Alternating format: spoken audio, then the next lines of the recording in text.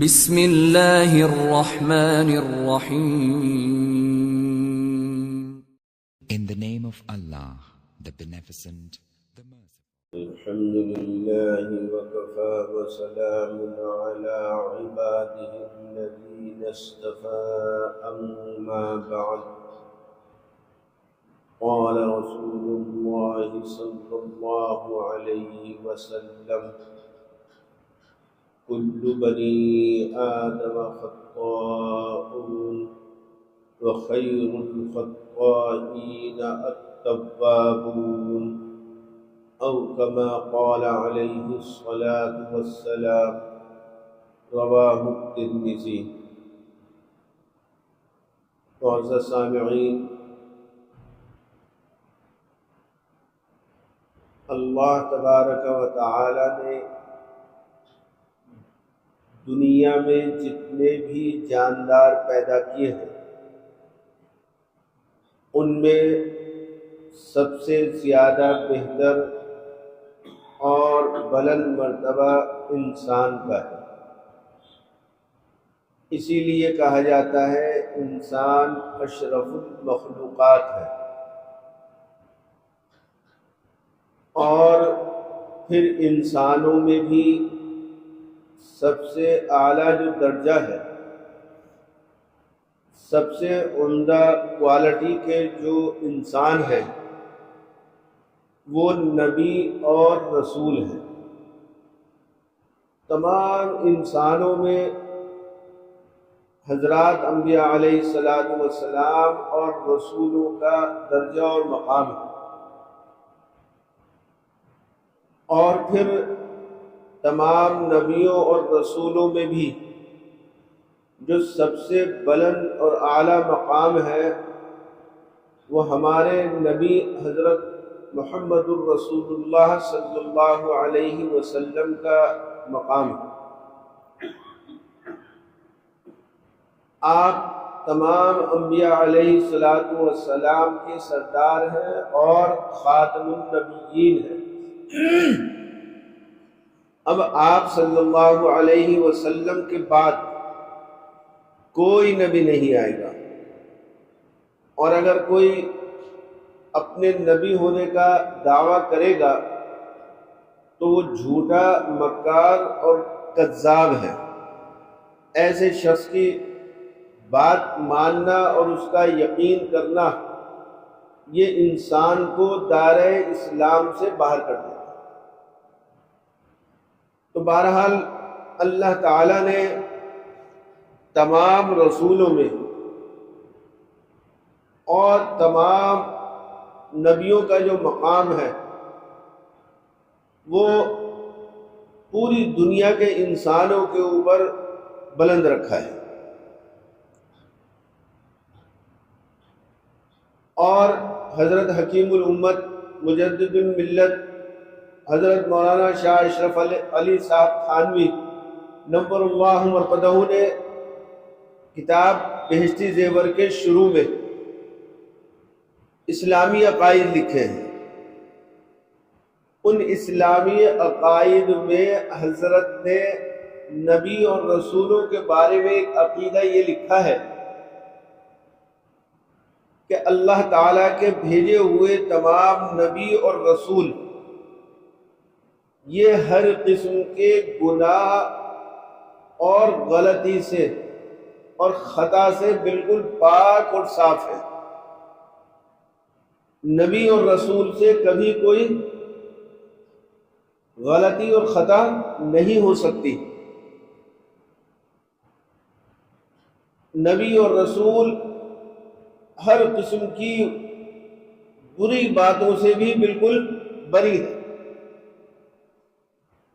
تو تمام انسانوں کے اندر میرے عزیز و دوستوں صرف انبیاء اور رسول کا یہ درجہ اور مقام ہے کہ ان سے کبھی کوئی گناہ اور خطا سرزد نہیں ہو سکتا، حتیٰ کہ جان کر ہو یا بھول کر بھی ہو. بھول کر بھی ان حضرات سے کوئی خطا نہیں ہو سکتی. لیکن نبی اور رسول کے علاوہ چاہے کوئی کتنے ہی بڑے درجے کے اوپر پہنچ جائے، کتنا ہی بلند اس کا مرتبہ اور مقام ہو جائے، چاہے وہ کوئی قطب اور ابدال ہو، اللہ کا ولی ہو، مفتی ہو، عالم ہو، متقی پرہیزگار ہو، دین کا بہت بڑا چاہے وہ خدمت گزار کیوں نہ ہو، لیکن اس کے بارے میں یہ عقیدہ نہیں رکھ سکتے کہ یہ گناہوں سے پاک اور صاف ہے، اس سے کوئی گناہ یا خطا نہیں ہو سکتی۔ تو بہرحال نبی اور رسول کے علاوہ کتنے ہی بڑے درجے کے اوپر انسان پہنچ جائے، لیکن یقینی طور پر اس کے بارے میں یہ نہیں کہا جا سکتا کہ یہ خطا اور گناہ سے پاک صاف ہے، اس سے گناہ نہیں ہو سکتا۔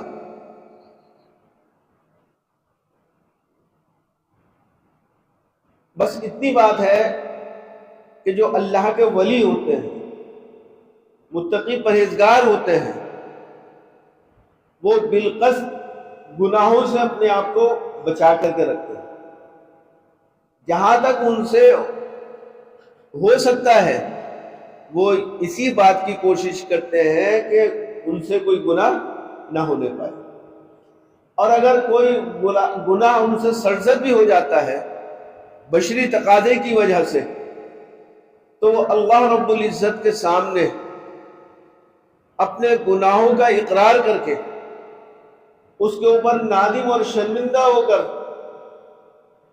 اللہ تعالی سے معافی مانگ لیتے ہیں اور اللہ سے اپنا معاملہ صاف کر لیتے ہیں۔ لہذا ہم لوگوں کو چاہیے کہ اگر ہم یہ دیکھیں کہ اللہ کے کسی نیک بندے سے کوئی گناہ سرزد ہو گیا، یا ہمارے معاشرے کے اندر جس کو ہم یہ سمجھتے ہیں کہ یہ نیک انسان ہے، یہ متقی پرہیزگار ہے، یہ تقوی والا انسان ہے، اگر ہمیں کوئی خبر ملے کہ انہوں نے جو یہ کام کیا تھا وہ مناسب کام نہیں تھا، ان کی شایان شان یہ کام نہیں تھا، ان کو ایسا کام نہیں کرنا چاہیے تھا، تو ہم یہ سوچیں کہ بھائی ان سے تو ایک ہی گناہ ہوا ہے اور ہم لوگ تو کیا ہے، گناہوں کے اندر غرق ہوئے پڑے ہیں، گناہوں کے اندر ڈوبے پڑے ہیں، صبح سے شام تک نہ جانے ہماری ذات سے کتنے قسم کے گناہ ہوتے ہیں۔ ہم کو چاہیے کہ ایسے موقعوں کے اوپر ہم اپنے گناہوں کو دیکھا کریں۔ حضرت اقدس مولانا رشید احمد صاحب گنگوہی نور اللہ مرقدہ نے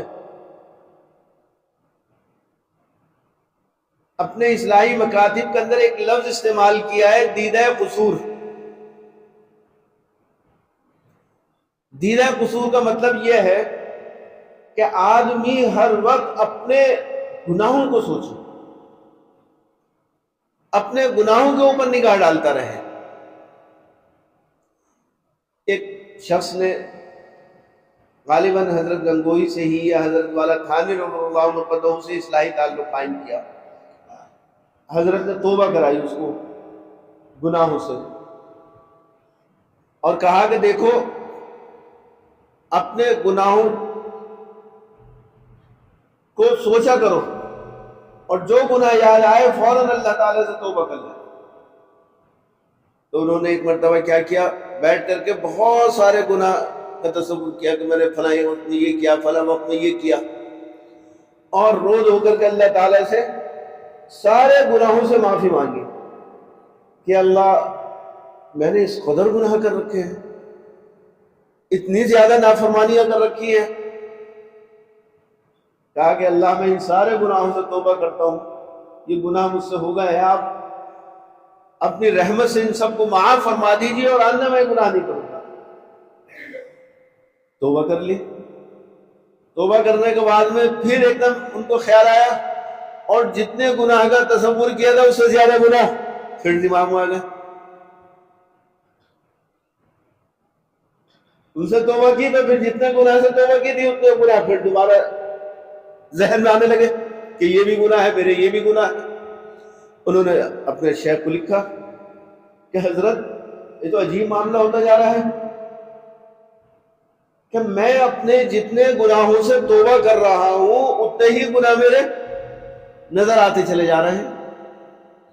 تو حضرت نے فرمایا یہی تو چیز ہے کہ انسان جب اپنے گناہوں کو سوچنے لگتا ہے، اپنی خطا اور غلطیوں کو سوچنے لگتا ہے، تو سب سے زیادہ قصوروار وہ اپنے آپ ہی کو پاتا ہے. اور یہ اللہ رب العزت کا بہت بڑا کرم ہوتا ہے کہ اللہ تعالیٰ کسی انسان کو اس کے گناہوں کے اوپر مطلع فرما کر اسے توبہ کرنے کی توفیق عطا فرماتا ہے. میرے عزیزوں، اگر ہمیں اپنے گناہ اور ان کے اوپر نظر رکھنے کی توفیق ہو رہی ہے تو یہ سمجھیے کہ ہم پر یہ اللہ رب العزت کا بہت بڑا احسان ہے. ورنہ آج کیا ہو رہا ہے؟ آج یہ ہے کہ ہم خود تو گناہوں کے سمندر میں غرق ہیں. ہمارا ایک ایک عضو گناہ کے اندر ڈوبا ہوا ہے، لیکن ہم لوگ بس دوسروں کے گناہوں کے اوپر نگاہ رکھے ہوا ہے کہ فلاں یہ کر رہا ہے، وہ یہ گناہ کرتا ہے، وہ یہ حرکت کرتا ہے، اس کے اندر یہ خرابی ہے، اس کے گھر والوں کے اندر یہ خرابی ہے. بس وہ بیٹھکوں میں بیٹھتا ہے اور بیٹھکوں میں بیٹھنے کے بعد وہ رات دن دوسروں کی غیبتیں، دوسروں کی بیماریوں کا تذکرہ، دوسروں کے گناہوں کا تذکرہ ہی ہوتا رہتا ہے. اور جتنے وہاں بیٹھے ہوتے ہیں وہ سارے کے سارے اپنے آپ کو پاک اور صاف سمجھتے رہتے ہیں. تو یہ بہت بڑی محرومی ہوتی ہے انسان کی. بیٹھ جاؤ بھائی. یہ بہت بڑی محرومی کی بات ہوتی ہے انسان کی کہ اپنے گناہوں کی اور اپنی خطاؤں کے اوپر آدمی نگاہ نہ کرے اور دوسروں کے عیبوں کو تلاش کرتا رہے. اور خاص طور پر آدمی جتنا زیادہ خود گناہ کے اندر مبتلا ہوتا ہے اتنے ہی دوسروں کا عیب تلاش کرتا ہے. ایک آدمی تو وہ ہے کہ جو 100 میں سے 90 نیکیاں کرتا ہے، نیک کام اس کے ہوتے ہیں 100 میں سے 10 ہیں کہ ایک بشری تقاضے کی وجہ سے اس سے کبھی کبھی کوئی گناہ ہو جاتا ہے. اور ایک انسان وہ ہے کہ 100 میں سے 90 اس کے گناہ ہیں اور 10 اور 5 یا نیکیاں کر رہا ہے صرف وہ. تو 100 میں سے 90 گناہ کرنے والا آدمی یہ انگلی اٹھائے، یہ نشانہ بنائے اس شخص کے اوپر جس بیچارے سے 10 ہی گناہ ہو رہے ہیں، کتنی نازیبہ حرکت ہوگی، کتنی نادانی کی بات ہوگی. اس لیے میرے عزیزو دوستو، خدا را ہمیں چاہیے کہ ہم دوسروں کے عیب، دوسروں کی غیبتیں کرنے کی بجائے، دوسروں کی برائیاں ڈھونڈنے کی بجائے بس اپنے آپ کو دیکھیں کہ ہم کیا کر رہے ہیں، ہم خود کتنے گناہوں کے اندر غرق. اگر ہم دوسروں کے عیب تلاش کرتے رہیں، دوسروں کی برائیوں کے اوپر ہم تذکرہ کرتے رہیں اور اپنے گناہوں سے ہم نے توبہ نہیں کی اور یوں ہی ہم مر گئے تو کیا ہوگا میرے عزیزو؟ یہ ہم نے جو تبصرے کیے تھے دنیا کے اندر بیٹھ کر کے دوسروں کے گناہوں کے اوپر ہی، کیا یہ ہمیں نجات دلا دیں گے؟ ہمیں کوئی فائدہ پہنچا دیں گے؟ کچھ نہیں. ایک تو ہم پہلے سے قصوروار تھے، دوسرے ہم دوسروں کے گناہوں کے تذکرہ کر کے ان کے عیب تلاش کر کے اور مجرم خطرناک ہو گئے.